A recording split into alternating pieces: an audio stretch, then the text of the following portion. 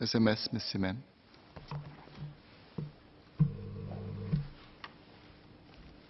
Mr. Chairman, our bicentennial is an excellent opportunity for us to reflect on what makes Singapore. The spirit of sharing and helping others, as encapsulated by the SG Cares movement, is really one of the oldest strands in our DNA. Many of our forefathers arrived on this island, hungry, tired, but hopeful, often bringing not much more with them than the clothes on their back, their energy, and their pluck.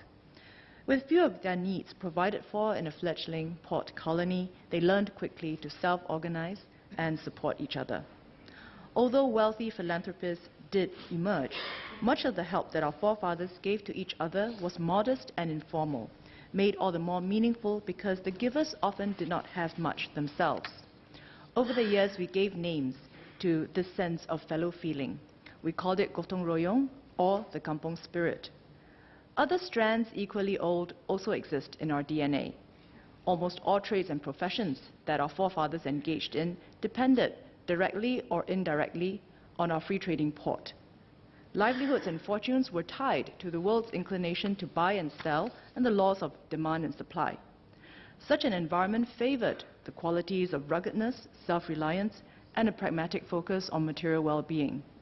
Gotong royong and self-reliance, they sound like opposites, but are long-standing and complementary elements of what makes Singapore. They predate the emergence of independent nationhood and also predate taxes and transfers as a way of redistributing wealth from those who have more to those with less. Indeed, as members know, help for vulnerable members of our society is delivered in no small part through the mechanism of taxes and transfers. We actively debate the merits of such schemes in this House and no doubt will continue to do so. But relying on taxes and transfers alone to deliver help is not enough. It is not enough to create the social bonds that arise from assistance voluntarily given and warmly received. It is not enough to bring about the intangible goods that do not come in the form of subsidies, vouchers, and rebates. Intangible goods like companionship, shared experience, and individual autonomy. This is why we should not forget how we came to value both gotong royong and the spirit of self-reliance. This is the why for SG Cares. Several members have spoken on the importance of volunteerism, including Ms. Irene Quay and Mr. Yi Jia Singh.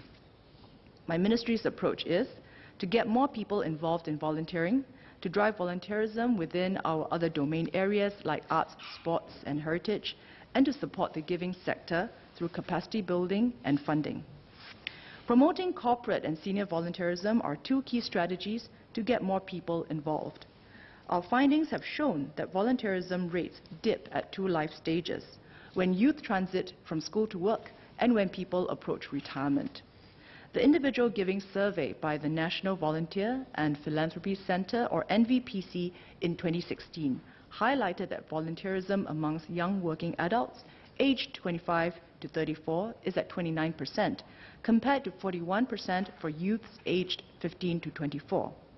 Similarly, the volunteering rate decreases from 43% for those aged 45 to 54 to 20% for those aged 55 and above.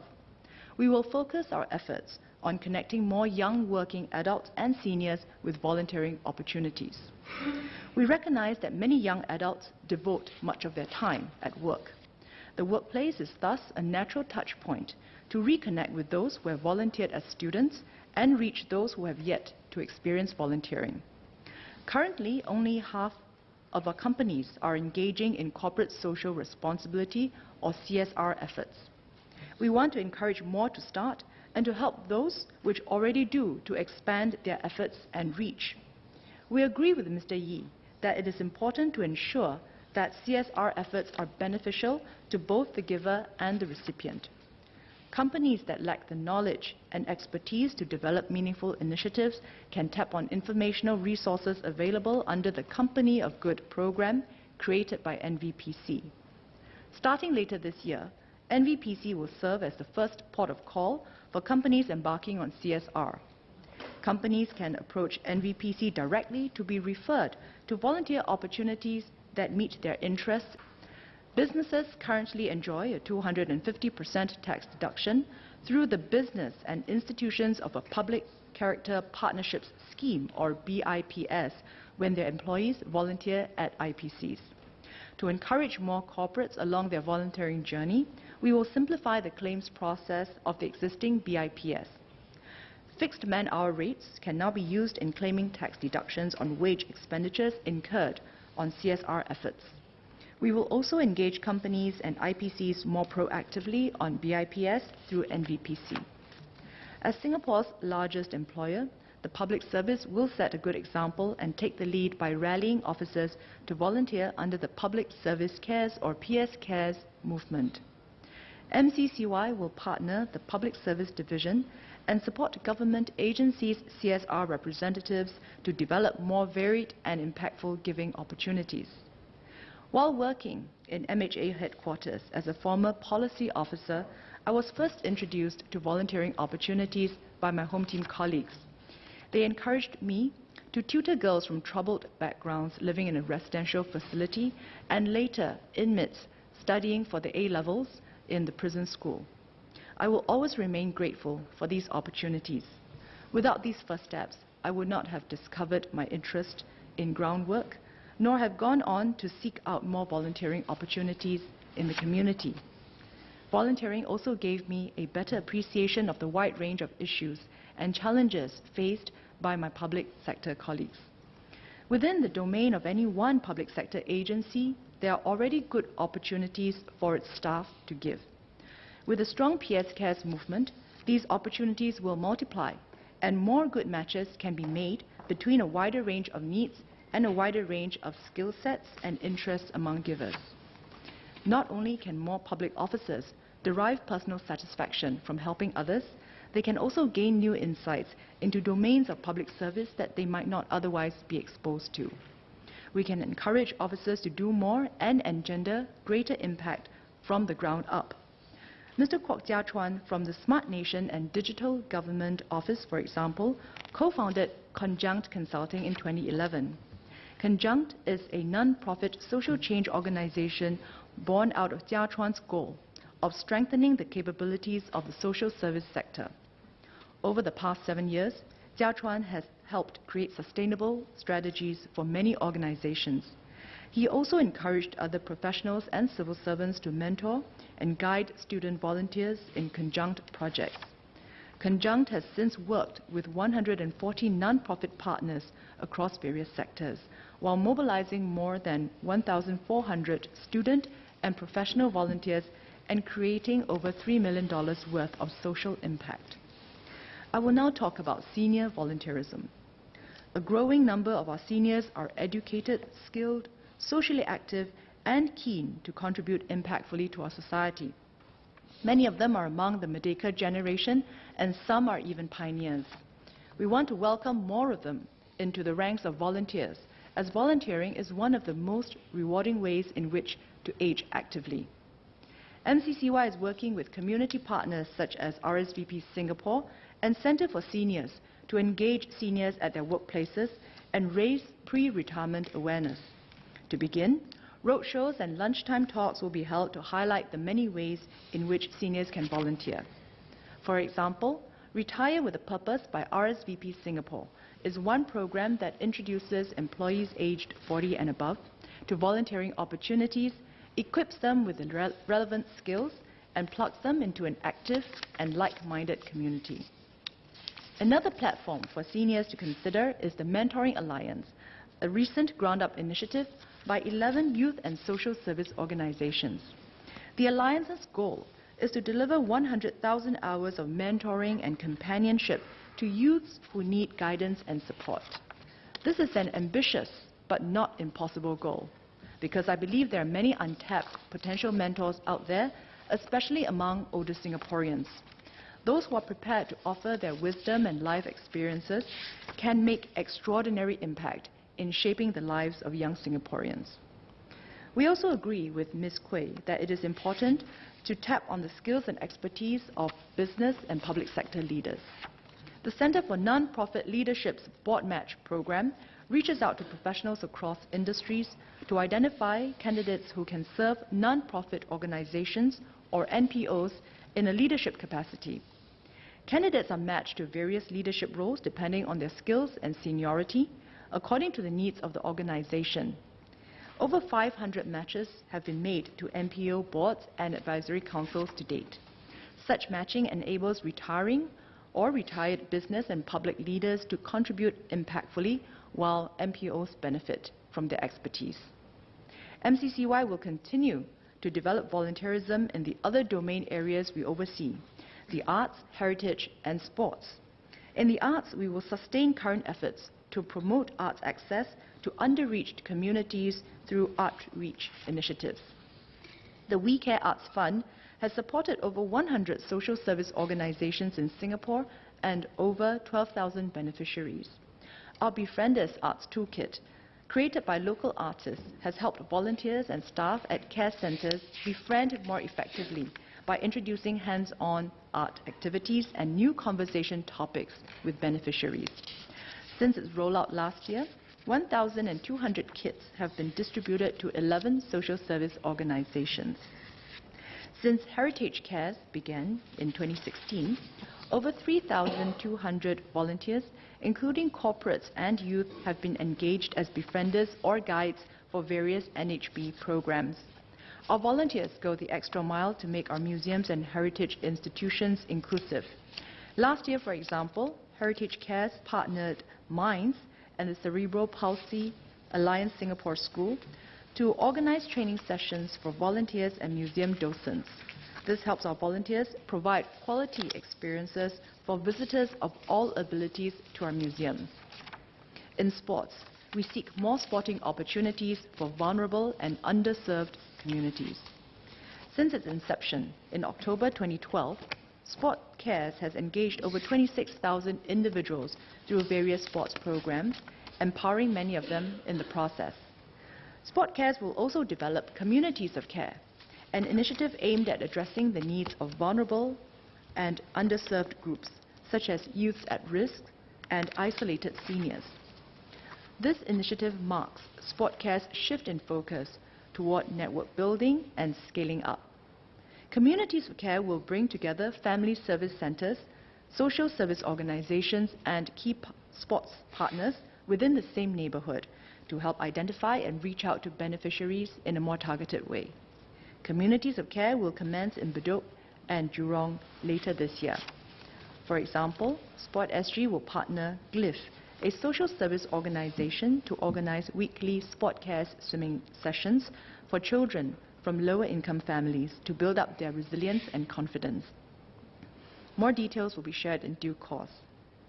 Today, Team Neela comprises a diverse group of 20,000 volunteers spanning all backgrounds, races and ages, united by their passion to give back through sports. They have proven themselves to be a vibrant and energetic volunteer force. We can do more to tap on Team Neela's enthusiasm, skills and networks. Sport SG is helping volunteers to step up and assume larger leadership and organizational roles. Starting this year, Sport SG has extended 5 of its initiatives: academies and clubs, active health, Sport Cares, sport centers and sport events as Team Neela giving platforms, so that more Team Neela members can spearhead their own initiatives and promote active living in the community. Over the years, we have put in place various grants and funds to grow our climate of giving. These funds serve to encourage contributions by donors and level up sectoral capabilities.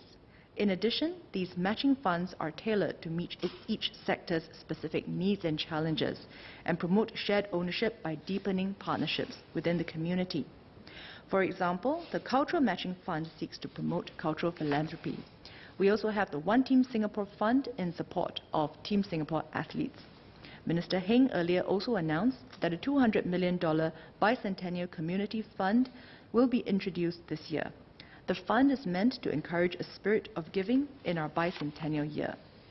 The BCF is a one-off boost to our local giving ecosystem channeled through our IPCs. Our IPCs are held to a higher standard of regulatory compliance and governance by the Commissioner of Charities. Today, there are more than 660 IPCs, As more donors start giving, we expect a ripple effect in the wider giving ecosystem, which includes NGOs and ground-up groups. We are mindful that some charities, especially the smaller ones, may face resource constraints in their governance efforts and in meeting regulatory requirements. To help them, the Commissioner of Charities will streamline and simplify regulatory reporting requirements, particularly for smaller charities. Clearer guidance to charities will be provided via the charity portal. We will also expand various outreach initiatives, such as shared services and training sessions. The Commissioner of Charities has plans to increase the number of shared services to help small charities be more cost-effective. This year, charities will also have access to a wider range of learning opportunities to develop their capabilities for good governance. For instance, we are collaborating with the Singapore Institute of Directors and the Charity Council to kickstart our inaugural series of In Conversation with the Commissioner of Charities in April, with the first session focusing on board culture, ethics and governance. Mr. Chairman, I began my speech by referring to Gotong Royong as a very old strand in Singapore's DNA. With the bicentennial commemoration, we will have opportunities to examine and appreciate many other elements that make Singaporeans who we are and reflect on our past, present and future. Dr. Lim Wee Kiat asked how our nation's shared values will be brought out through the bicentennial programs. Our values of openness, multiculturalism and self-determination are reflected first and foremost in the enthusiasm of community groups to take the lead in commemoration activities. More than half of the nearly 180 bicentennial-related events are community-led or initiated, and MCCY is supporting more than 30 of such efforts. One of these ground-up projects is Forge of Nations, a family card game developed by Mr. Wan Junyan. As village chiefs in 20th century Southeast Asia, players have to make decisions on their population and infrastructure to transform into a nation. The game allows an appreciation of the challenges our predecessors faced and the values that have shaped Singapore over the past 200 years. Our multicultural heritage will also be commemorated through the bicentennial. Singaporeans can look forward to the Eurasian Festival in July, supported by our Singapore Fund, as well as special upcoming exhibitions on the lives and contributions of early migrants. These exhibitions will be featured in the Malay and Indian Heritage Centres and the Sun Yat-sen Nanyang Memorial Hall. As we look back at our past and examine the present during our bicentennial year, it is also timely to look ahead and ask what next. The exercise of charting our future would be incomplete without engaging our youth. Mr. Henry Kwek and Mr. Darryl David asked for an update on the youth conversations as well as MCCY's plans to give youths a bigger voice. The younger generation in any given era can always be expected to think, behave and communicate somewhat differently from those who are older. However, the rise of digital technology and social media have now accelerated changes in how youths produce and consume goods, services and information, relate to one another and derive meaning and identity. This has created more diversity in our midst, but also the potential for significant divergence in values and choices between the generations.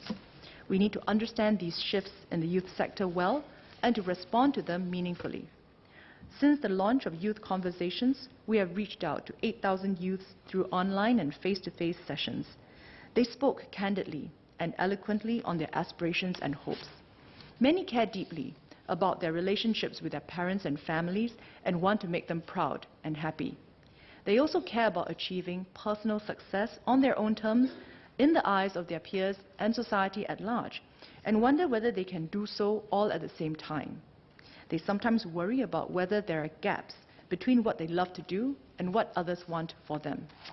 They also have a keen desire to help shape a future Singapore that is even better than today, by opening up more pathways to success, doing more for the environment, and becoming a more inclusive society. They are interested in understanding more, too, about the viewpoints, preferences, and choices of those who are older than them. In attending Youth Conversations, I encountered some views that I had anticipated and some that I had not, all of which were intriguing and rewarding.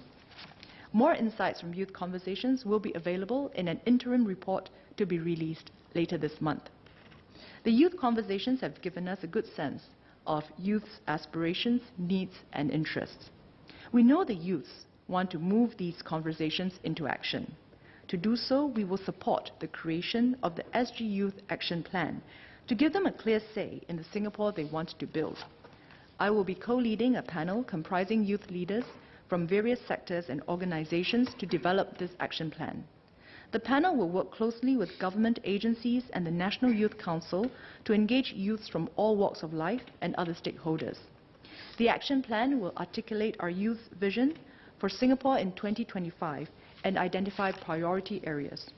From the youth conversations, we know that such issues could range from jobs and employment to mental well-being and environmental sustainability. These engagements will be carried out both online and face-to-face, and details will be announced later this year.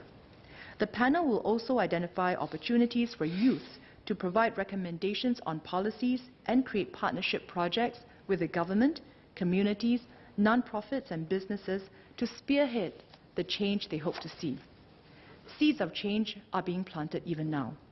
For example, Li Yingying and a fellow Youth Conversations participant co-founded the School of Ability and Recovery, or SOAR, following a youth conversation on mental well-being. SOAR aims to combat the social stigma associated with mental health issues through community workshops.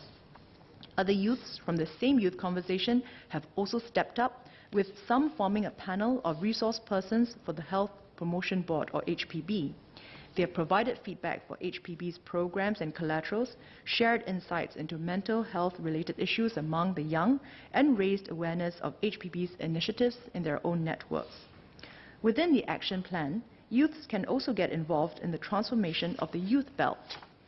As part of the larger Orchard Road Rejuvenation Plan, we want to develop a vibrant youth district at Somerset that supports our youth's aspirations. Spaces along Somerset Road, such as Scape, the Red Box, and Skate Park, have already been serving as congregation points for youths featuring music and media, entrepreneurship, learning, and urban sports. But as Orchard Road renews itself, we have a unique opportunity to reimagine the youth belt. We will be engaging youths through a placemaking exercise with online and face-to-face sessions so that they can show us how to take this youth precinct to the next level. The Youth Belt is but one of the many partnerships we hope to engender under the Youth Action Plan. Let us give youth a head start in leading the way into the future. Let us help them get going on the next chapter of the Singapore story. Our shared values, as embedded in our DNA, will be an important guiding light as we chart the future of Singapore. MCCY will continue to actively partner the community in building a caring and inclusive home together. Thank you.